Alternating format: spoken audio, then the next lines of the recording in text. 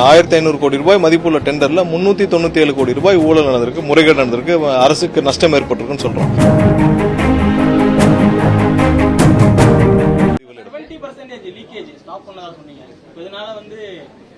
கண்டிப்பா இல்ல, எல்லா இடத்துலயும் பாத்தீங்கன்னா முதலாவது நம்ம ஐடென்டிஃபை பண்ணது வந்து டெண்டருடைய எஸ்டிமேஷன்ஸ்ல இருக்கிற லீக்கேஜ் தான். ஒரு டெண்டர்ல நீங்க நார்மலா போனீங்கன்னா இப்ப இந்த உதாரணத்துக்கு நம்ம டிரான்ஸ்ஃபார்மர் டெண்டர் எடுக்கலாம். டிரான்ஸ்ஃபார்மர் டெண்டர்ஸ்ல 8 லட்ச ரூபாய் மதிப்புள்ள டிரான்ஸ்ஃபார்மர்ஸ் 13 லட்ச ரூபாய்னா நீங்க எவ்வளவு பெர்சன்டேஜ் அந்த இதுல எஸ்டிமேஷன் வச்சிருக்காங்க. சோ ஒவ்வொரு டெண்டரும் நீங்க 1500 கோடி ரூபாய் மதிப்புள்ள டெண்டர்ல 397 கோடி ரூபாய் ஊழல் நடந்திருக்கு, முறைகேடு நடந்திருக்கு, அரசுக்கு நஷ்டம் ஏற்பட்டிருக்குன்னு சொல்றோம். சோ இது எத்தனை பெர்சன்டேஜ்? 30%, 35%. சோ இது மாதிரி எல்லா டெண்டர்லயும் இது மாதிரியான ஒரு பெர்சன்டேஜ், ஒரு பஃபர் பெர்சன்டேஜ் இருந்திருக்கு. சோ இந்த எஸ்டிமேஷனை நம்ம சரி பண்ணணும்னு நினைக்கிறோம். ஃபர்ஸ்ட் வருஷத்துக்கு ஒரு 20,000 கோடி 30,000 கோடி டெண்டர் போச்சுன்னா அந்த விஷயத்துல 30ல இருந்து 35% ஒரு பஃபர் பெர்சன்டேஜ் இருக்குன்னா அந்த பெர்சன்டேஜ் அந்த எஸ்டிமேஷன்ல நடக்கிற தவறு தான். முதல்ல எஸ்டிமேஷன் சரி பண்ணணும். அதுக்கப்புறம் தேவையில்லாமல் நிறைய கான்ட்ராக்டர்ஸ் உள்ள இருந்தாங்க, அவங்களெல்லாம் சரி பார்க்கற பண்ணிருக்கோம். எங்கெங்கெல்லாம் உண்மையிலே கோல் தேவையா, இம்போர்ட் தேவையா, இல்ல யார் எவ்வளவு சப்ளை பண்றாங்க அதெல்லாம் வேலிடேட் பண்ணிட்டு இருக்கோம். அடுத்ததா வந்து சோலார்ல வந்து நிறைய அளவில் உள்ள வர அப்ளிகேஷன்ஸ்ல இருந்து எல்லா ப்ராசஸிங்ல இருந்தும் முறைகேடாக பணம் பெற்று வந்துட்டு இருக்கு.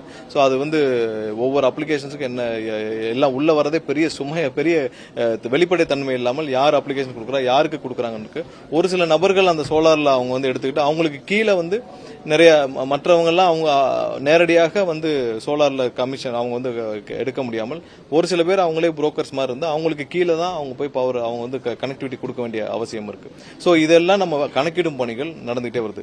முதலாவது நம்ம பெருசா தடுத்து நிறுத்தினது டெண்டர்ல எஸ்டிமேஷன்ஸ் நடந்த தவறுகள். ஏன்னா எஸ்டிமேஷன் பாலிசி நம்ம டிஃபைன் பண்ணி ஆகணும், பாலிசி லெவல்ல நம்ம கரெக்ஷன் பண்ணி ஆகணும். எஸ்டிமேஷன் எப்படி பண்ணணும்னு நம்ம ஒரு பாலிசி டிஃபைன் பண்ணணும். என்ன மார்க்கெட் வேல்யூ வச்சு பண்ண போறோமா, மேனுஃபேக்சர் ரேட் வச்சு பண்ண போறோமா, மற்ற ஸ்டேட்ஸை வேலிடேட் பண்ண போறோமா. சோ இதெல்லாம் தெளிவா நம்ம திட்டமிட்டு ஒரு பாலிசி உருவாக்கி இருக்கோம். 3 கமிட்டிகளை உருவாக்கி இருக்கோம். இந்த 3 கமிட்டிகளும் சேர்ந்து தான் இனிமேல் ஒரு எஸ்டிமேஷன் பண்ண முடியும். முன்னாடி எப்படி பண்ணிட்டு இருந்தாங்கன்னா பழைய பிஓ பேஸ் பண்ணி இல்ல அதர் ஸ்டேட்டை பார்த்து. சோ இது ரெண்டும் ஒரு சரியான நடைமுறை கிடையாது. இப்ப நம்ம 13 லட்சம் ரூபாய்க்கு டெண்டர் கோட் பண்ணோம், இதை பார்த்து வேற ஏதாவது ஸ்டேட் எடுக்க முடியுமா? வேற ஸ்டேட் ஒரு டிஃபைன் பண்ண முடியுமா? வேற ஸ்டேட் நாங்க கேட்டா தமிழ்நாட்டில் இந்த ரேட்டை போட்டாங்க நாங்களும் போடணும்னு சொல்ல முடியுமா? சோ நமக்கு ஒரு பொருளை வாங்க போறோம்னா நம்ம ஃபர்ஸ்ட் இது வந்து ஒரு உற்பத்தியாளராக மேனுஃபேக்சரராக ஒரு எஸ்டிமேஷனும் அதுக்கப்புறம் வந்து மார்க்கெட் வேல்யூ, இதெல்லாம் எல்லா ப்ராடக்ட்டும் மார்க்கெட்ல இருக்கு, எல்லா தனியாரும் இதை வாங்கிட்டு இருக்காங்க. சோ அந்த மார்க்கெட்ல என்ன ரேட் இருக்கு, எப்படி இருக்குன்னு சொல்லி 4-5 வெண்டர்ட்ட பேசி அது இல்லாமல் மற்ற ஸ்டேட் அசஸ்மெண்ட்ஸ் எல்லாம் பண்ணி 3 தனி கமிட்டி அமைச்சு இதே மாதிரி அக்ராஸ் எல்லா துறைகள் எல்லா டிபார்ட்மெண்ட்லயும் இதே மாதிரியான ஒரு டெண்டர் பாலிசியை உருவாக்கும் தான். எல்லா டெண்டர்ஸையும் கேன்சல் பண்ணிட்டு யாரு எந்த டெண்டரையும் ஸ்டாப் பண்ணல. இனிமேல் நீங்க டெண்டர் ஃப்ளோட் பண்ணும்போது இந்த மாதிரியான ஒரு 3 கமிட்டிகள் வைத்து அந்த கமிட்டிகள் கொடுக்கும் ஒரு எஸ்டிமேஷனை அடுத்த கட்டமாக நீங்க வந்து போர்டுக்கு அனுப்புங்க. அங்க வந்து போர்டுல அதெல்லாம் வேலிடேட் பண்ணி இதுல சரியான ரேட் எதுவோ அது பண்ணணும். சோ இதுலயே நேரடியாக 35% வந்து கண்டிப்பாக அரசுக்கு தான் லாபம் ஏற்படும். இது இல்லாமல் ஒவ்வொரு இடத்திலும் எங்கெங்கெல்லாம் இது மாதிரியான லீக்கேஜஸ் இருந்துச்சோ அந்த லீக்கேஜஸ் எல்லாம் கரெக்ட் பண்ற வேலையில பண்ணிட்டு இருக்கோம். ஊழியர்களுக்கு தேவையான விஷயத்தை செஞ்சுட்டு வரோம்.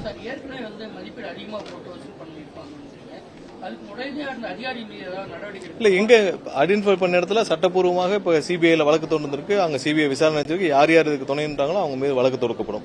சோ எங்கெல்லாம் இது வரைக்கும் ஐடென்டிஃபை பண்ணி ஆதாரப்பூர்வங்கள் வந்திருக்கோ இருக்கு நடந்து முடிஞ்சு 4 வருஷம் முன்னே ப்ரொக்யூர்மெண்ட் பண்ணிருப்பாங்க. சோ அதெல்லாம் இனி போய் வேலிடேட் பண்ண முடியுமான்னு தெரியல. பட் எதெல்லாம் கொண்டு வரப்பட்டுச்சோ எதெல்லாம் இந்த முறைகளை ஐடென்டிஃபை பண்ண முடிச்சோ அதெல்லாம் வந்து விஜிலன்ஸ்க்கு ரெஃபர் பண்ற வேலையில் போன வாரமே நிறைய விஷயங்கள் பண்ணிருக்கோம். அமைக்கப்பட்டுருச்சு, பாலிசி லெவல் அதுக்கும் ஒப்புதல் வாங்கி அமைக்கப்பட்டு இந்த இன்ஸ்ட்ரக்ஷன்ஸ் எல்லா டிபார்ட்மெண்ட்டும் கொடுத்து நடைமுறைக்கு வந்துருச்சு. இந்த எல்லா டிபார்ட்மெண்ட் அடுத்த வாரத்துல இருந்து ஃப்ளோட் ஆகிற எல்லா டெண்டரும் இந்த கமிட்டி அடிப்படையில் தான் வரும். ஒவ்வொரு டிபார்ட்மெண்ட்டுக்கும் இதே மாதிரியான கமிட்டி ஃபார்ம் பண்ணிடுவோம். ஏன்னா டெக்னிக்கல் இவங்க இப்ப டிரான்ஸ்மிஷனுக்கு வேற மாதிரி இருப்பாங்க, சோலாருக்கு வேற மாதிரியான நாலேஜ் தேவைப்படும். ஸோ ஒவ்வொரு டிபார்ட்மெண்ட்டுக்கு இந்த மாதிரி கமிட்டி அமைக்கப்பட்டு அவங்க வேலிடேஷன் பண்ணுவாங்க.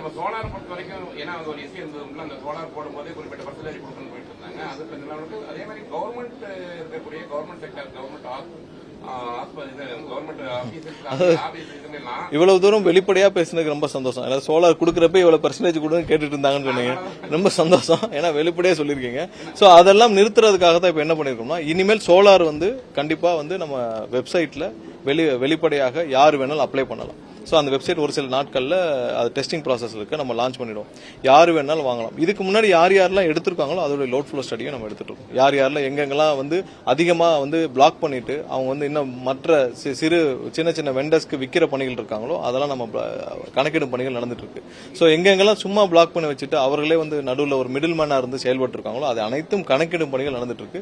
அதனாலதான் போன தடவை வந்து 3 மாதம் 4 மாதங்களாக கொடுக்கப்பட்ட அனைத்தையும் நம்ம ஸ்டாப் பண்ணிட்டு வேலிடேஷன் பணிகள் செஞ்சுட்டு இருக்கோம். பிளே ஸ்டோர் மற்றும் ஆப் ஸ்டோரில் இருந்து பாலிமர் செயலியை QR கோடு மூலம் பதிவிறக்கம் செய்யுங்கள். செய்திகளை உடனுக்குடன் பெறுங்கள்.